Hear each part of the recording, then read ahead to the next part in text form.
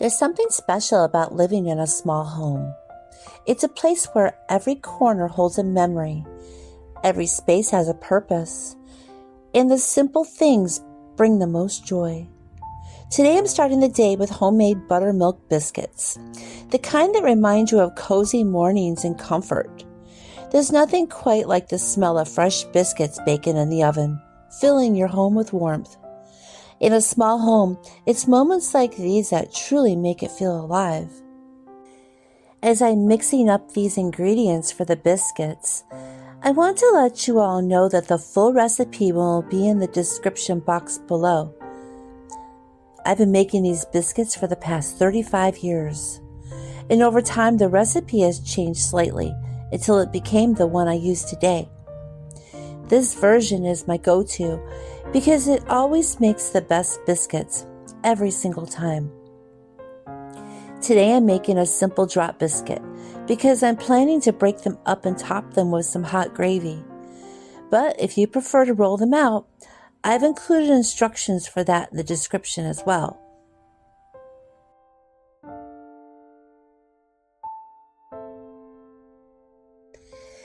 As I take a little break from making the biscuits, I can't resist picking up Spade for a little cuddle.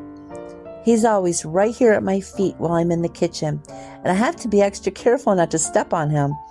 He loves hanging out with Mommy while I'm baking, and I just love having him nearby. He's such a sweet little boy, always curious and keeping me company while I work. It's moments like these that make the simple everyday task feel extra special. Spade has really started to find his place in our little family, and it's been so heartwarming to watch. Both Kitty and Lady have surely taken him in, but they're finally warming up to him. I was a little nervous at first, wondering how they'd all get along, but they've surprised me in the best way. It's so sweet to see them start to bond, even if they're not quite best buddies yet. Spade's fitting right in, and I can already tell he's going to be such a great little helper in the kitchen. If you love seeing these little moments with the fur babies, stay tuned for Friday's video. I'll be featuring all three of them, and I'm excited to share how they're getting along. It's been a journey bringing Spade into the mix, but we're finally seeing them start to form a little kitty friendship. Seeing them all together, it brings me so much joy, and I cannot wait to show you how sweet they all are together. Now, if you're a fan of comfort food like I am, you'll love this recipe. I also use these biscuits for my chicken and dumplings. The dough works perfectly for that dish too. Now, if you're interested in hearing more about my chicken and dumplings recipe, let me know in the comments below. I'll be happy to share it with you. As for the milk, you can definitely use regular milk if that's what you have on hand, but I personally love the tang and richness that buttermilk adds. If you don't usually keep buttermilk at home, it's super easy to make your own. All you need to do is measure out your cold milk, 1 cup, and add 1 to 2 tablespoons of lemon juice or white vinegar. I'm using lemon juice today, but either option works perfectly fine. It's a quick and easy way to get that buttermilk flavor without having to make an extra trip to the store.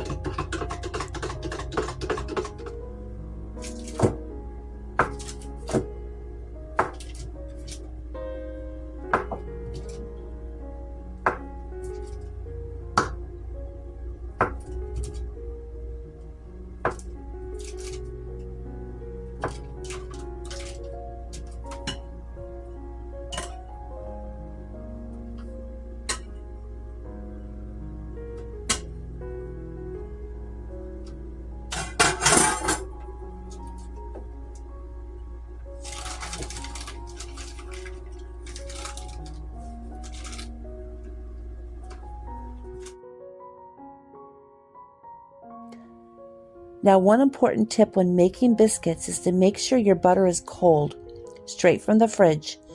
I've cut mine into small cubes and I'm adding them to the flour mixture. You can use a fork or pastry cutter to mix the butter into the flour, but I like to use my hands. My hands stay pretty cool, which helps keep the butter from warming up too quickly. If your hands tend to be warmer, I'd recommend sticking to a fork or pastry cutter so the butter stays cold. You'll want to mix the butter into the flour until the pieces are about the size of peas. Now leave a few slightly larger chunks. This helps create those beautiful flaky layers that we all love in biscuits. And remember, keeping the butter cold is key to getting that perfect flakiness. What happened? Spade tried to clock Kitty in the face. Oh, I know. She's been bullying both of them. She's been bullying both of them. It's like she was in that cat bed over there. Yeah. Kitty jumped in, and Lady would not leave her tail alone trying to get her out of the bed. And I had to get onto her, telling her, no, you let Kitty in the bed too. It's not just your bed. And then this morning when I woke up, Lady was drinking Spade's water, and Spade kept attacking her tail until she finally left her water alone. So she can take care of herself. Yeah, or he, I mean. Yeah. They went over there or whatever. Kitty just like licked him for a second. Kitty backed off and went. Yeah. I know. It's funny. Yeah. Yep, he can definitely take care of himself. Oh, yeah. I'm not worried about him at all. No. And Lady's even starting to get a little roughhousing with him too, and he stands his own. Oh, yeah.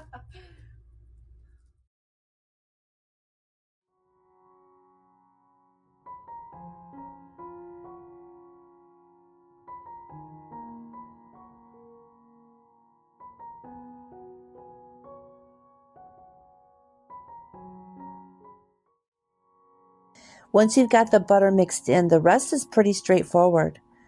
I bake my biscuits at 450 degrees Fahrenheit for about 20 minutes. After the first 10 minutes, I like to rotate the baking sheet to make sure that they brown evenly. Another little tip is to line your baking sheet with parchment paper and make sure the biscuits are touching when you place them on the sheet. Now, if you have a taller baking sheet, that's even better, because if you have the biscuits on that taller baking sheet and touching, your biscuits are going to get really, really tall. Now, I also like to brush the tops with an egg wash, which is just one egg whisked with a little bit of water. It gives the biscuits a beautiful golden color and a slight sheen.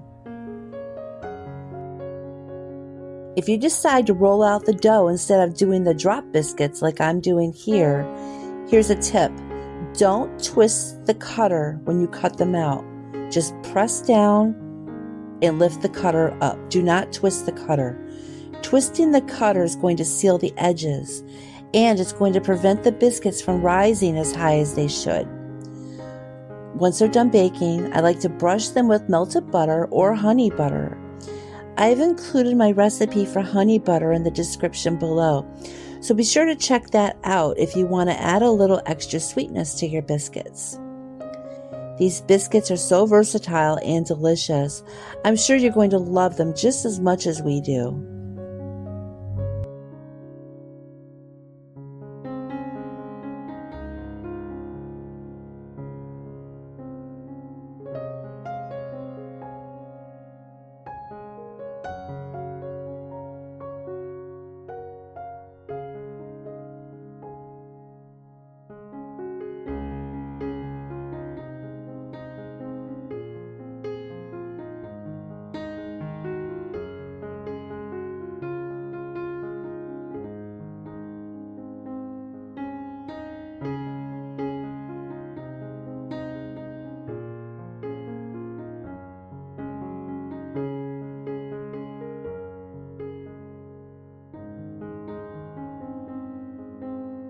While the biscuits are in the oven baking, I'm working on a little project that's close to my heart.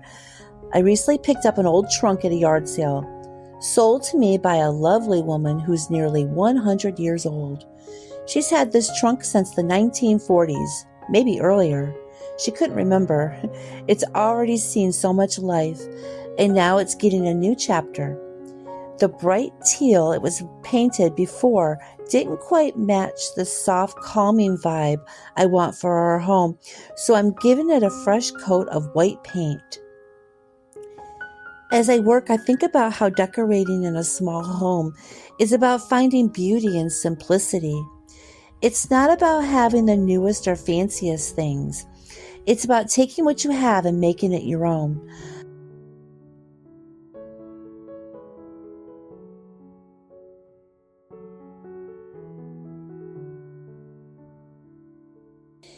I can't help but think about how small spaces like ours have a unique kind of charm.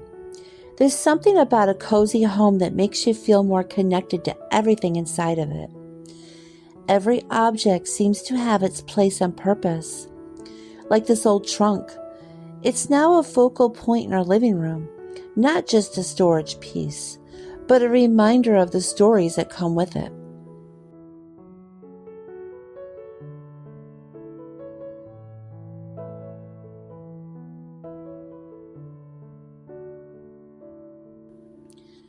Small homes also teach you to be resourceful. We've learned to make the most out of every corner and surface, whether it's adding a new coat of paint or rearranging furniture. Every little change makes a big difference. It's all about finding joy in the process of creating a space that works for you. And honestly, it's those projects like this one that makes me appreciate our home even more.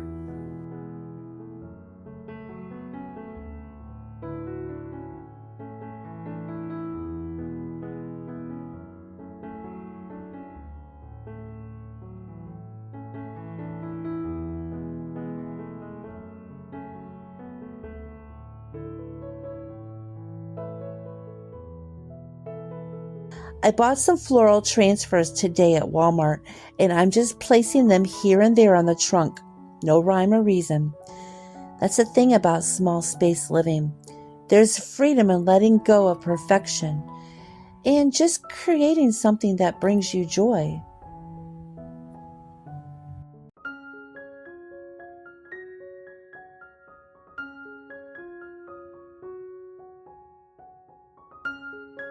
While I worked on the rub-on floral transfers, I realized there's no need for everything to be perfect. Scattering the designs here and there without any specific pattern felt freeing. It's a lot like life, isn't it? Sometimes the most beautiful things come together in unexpected ways, just like these random floral details on the trunk. It's a reminder that not everything has to be planned. Sometimes the best moments are the ones that happen naturally. This trunk will now hold more than just memories of its past owner. It will hold our family's keepsakes. The quilts my mom made for me, the little treasures that we've gathered over the years. It's a simple piece, but in a small home, simple is often the best. There's no room for excess, just what truly matters. And that's what makes living in a small home so special. Every item serves a purpose, and every space is intentional. So as I finish decorating the trunk and take that first bite of a buttery biscuit later on, I'm reminded once again that it's not about having more, but about cherishing what we already have. Simple living isn't about doing without. It's about embracing what truly matters, whether that's a treasured piece of furniture or a homemade meal shared with loved ones. Life in a small home may not be grand, but it's full of love, creativity, and a sense of peace. And that's more than enough for me. I can't help but think about how small spaces like ours have a unique kind of charm. There's something about a cozy home that makes you feel more connected to everything inside of it. Every object seems to have its place on purpose. Like this old trunk, it's now a focal point in our living room, not just a storage piece, but a reminder of the stories that come with it. Small homes also teach you to be resourceful. We've learned to make the most out of every corner and surface, whether it's adding a new coat of paint or rearranging furniture. Every little change makes a big difference. It's all about finding joy in the process of creating a space that works for you. And honestly, it's those projects like this one that makes me appreciate our home even more. The biscuits I made are a lot like this project. Simple, satisfying, and made with love. There's nothing quite like a warm biscuit fresh from the oven, and in a home like ours, it's those simple comforts that make the everyday feel special. Whether it's enjoying a quiet morning breakfast or completing a small DIY project, these little moments are what make our house feel like a home. In the end, it's not about having the biggest space or the most expensive things. It's about filling your home with things that bring you joy and comfort. For me, it's the small projects like this, the smell of homemade biscuits, and the love that fills the rooms of our home that make it truly special. And I wouldn't have it any other way.